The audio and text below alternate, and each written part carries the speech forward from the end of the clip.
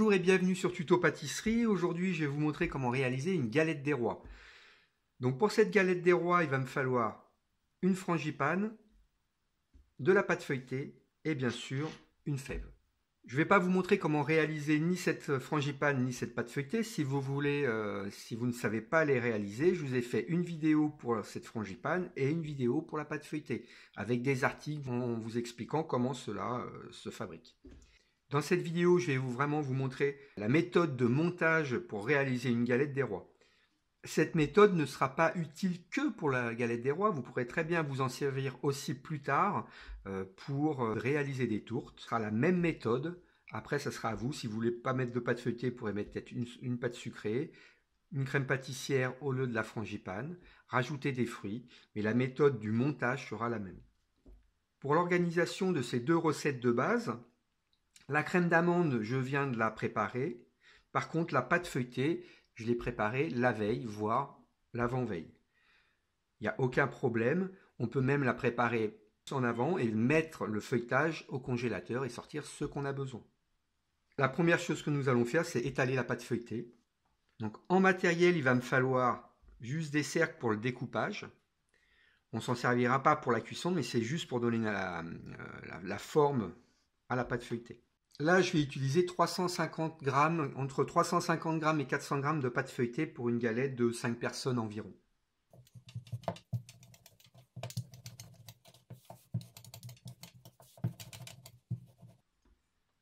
Je vais prendre mon cercle pour me donner une sorte de gabarit pour savoir comment je vais étaler ma pâte, pour ne pas l'étaler n'importe comment et pour éviter trop de chute. Donc là, c'est à peu près bien. Je vais la réétaler un petit peu comme ça.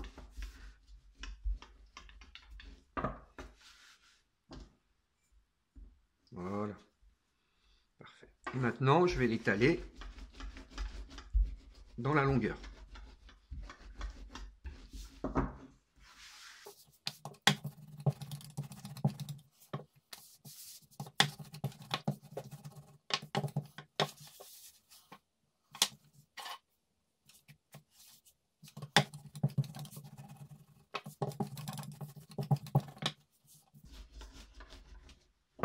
Alors attention quand vous étalez votre pâte, de pas trop. On étale toujours la pâte par le centre de la pâte, comme ça.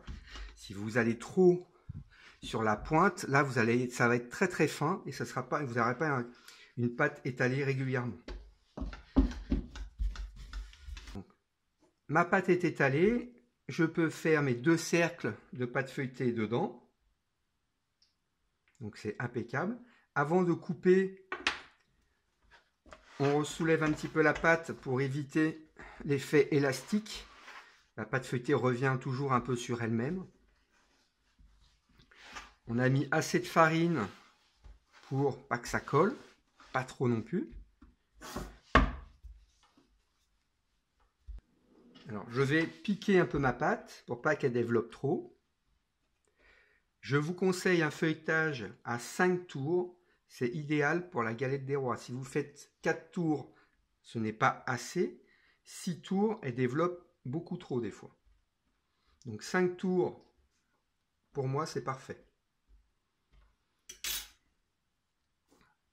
Donc là, ce qu'on va faire, on va couper. Vous voyez, ça s'est rétracté entre deux.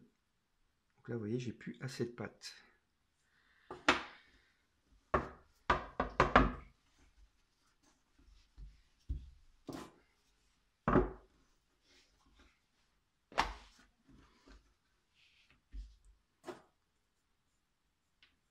Je vous conseille de ne pas aplatir la pâte, ça écrase et ça écrase le feuilletage, ça casse les tours. Donc vous aurez une galette qui va moins monter. Donc, on prend un couteau qui coupe bien et on fait le tour. Donc on n'écrase jamais notre pâte feuilletée, on coupe notre pâte feuilletée. D'accord? Toujours avec un couteau qui coupe pour pas arracher les tours. Le reste de la pâte feuilletée, on ne la met pas en boule non plus, on la garde bien pour garder les tours, on appelle ça des rognures, mais on pourra très bien l'utiliser ou pour une autre galette pour faire le disque du dessous et pas le disque du dessus, ou faire une tarte et surtout pas en boule. Là on peut la réétaler, on laisse reposer 2 heures parce que là si on l'étale tout de suite ça va être élastique donc on ne peut pas la retravailler tout de suite. On la remet au frais, on la laisse reposer et on peut la réétaler après. Attention à bien travailler votre pâte bien froide. Il faut laisser un temps de repos même après l'avoir étalée. Laissez-lui un temps de repos, vous la mettez sur la plaque, vous attendez un petit peu, genre un quart d'heure, 20 minutes, et vous la travaillez après.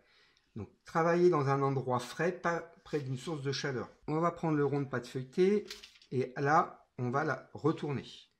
Donc prenez un cercle pour marquer l'endroit où on va mettre la frangipane. Nous allons partir du milieu à l'aide d'une poche.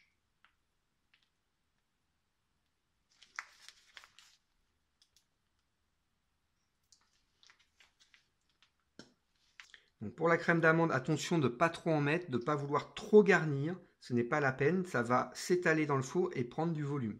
Donc important, bien sûr, la fève à ne pas oublier. Donc on ne la met pas au centre, on la met toujours sur un côté. Je vais légèrement humidifier ma pâte pour pouvoir coller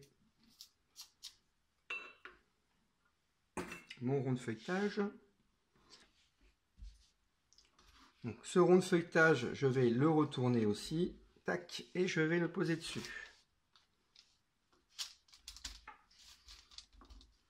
Sceller la crème d'amande entre les deux pâtes pour pas qu'il y ait de fuite, pour éviter que la crème d'amande sorte de la pâte feuilletée. À ce moment-là, je vous conseille de la mettre un peu au frigo si votre pâte est chaude. Donc je vais prendre un cercle un peu plus petit et je vais couper pour avoir quelque chose de bien uniforme.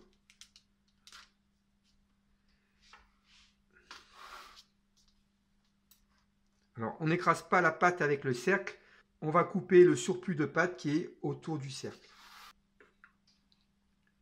Alors là on va dorer, mais j'ai fait une petite erreur. Normalement, avant de couper le surplus de pâte, on dore. Pourquoi? Car si vous mettez de la dorure sur les bords que vous avez coupés, ça va coller et ça ne va pas monter correctement. Donc là, ce que je vais faire, c'est que je vais faire attention en mettant la dorure sur ma galette. Alors, on ne dort jamais avec du jaune d'œuf. On dort toujours avec des œufs entiers et on rajoute de l'eau. Pourquoi? Parce que si vous mettez que du jaune d'œuf, ça va avoir une belle couleur, mais ça va brûler très rapidement. Ça va prendre une couleur très brune très rapidement. Donc ça va avoir une couleur brûlée. Si vous mettez des œufs entiers et de l'eau, comme il y a environ 40 minutes de cuisson, ça ne va pas brunir tout de suite et vous allez avoir une belle couleur dorée. Pour le dessin du dessus, on divise une fois en deux, une fois en quatre. Et après, on repart toujours du milieu pour avoir quelque chose de régulier.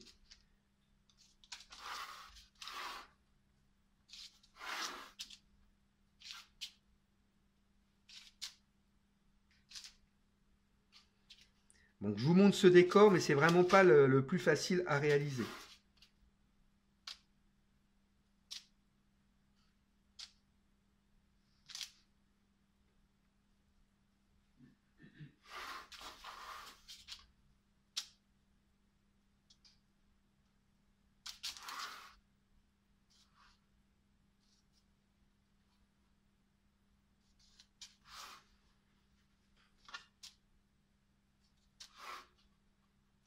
On va faire un petit trou au centre. Pour la cuisson de votre galette, il est important de l'enfourner à four chaud. Donc 240 degrés, on l'enfourne, on laisse 1-2 minutes, que le four remonte à température un peu quand vous allez ouvrir votre four. Et après, vous allez les baisser à 220, environ 10 minutes.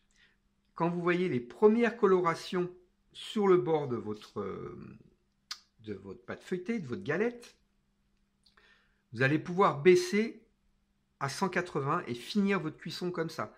Si vous voyez que votre galette n'est pas cuite et que ça commence à être un peu trop coloré, vous pouvez même baisser à 160 les 5 dernières minutes par exemple, ou les 10 dernières minutes. Il faut vraiment surveiller votre galette tout au long de sa cuisson. Environ, je vous dis 40 minutes, ça dépend de la taille, ça dépend de la garniture, mais il faut entre minimum 35 minutes, voire 40 minutes. Une dernière chose, quand votre galette est cuite, on va sortir la galette et on va mettre du sirop dessus. Donc on va préparer un sirop de sucre avec 150 g d'eau et 70 g de sucre. On va porter ça à ébullition.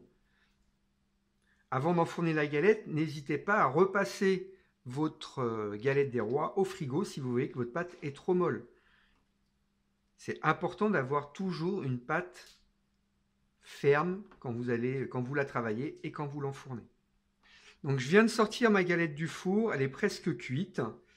Il reste juste à mettre un petit coup de sirop dessus. Donc je vous ai donné tout à l'heure la recette. Dès la sortie du four, on va mettre ce sirop de sucre dessus. Voilà. Et on va en passer tout autour.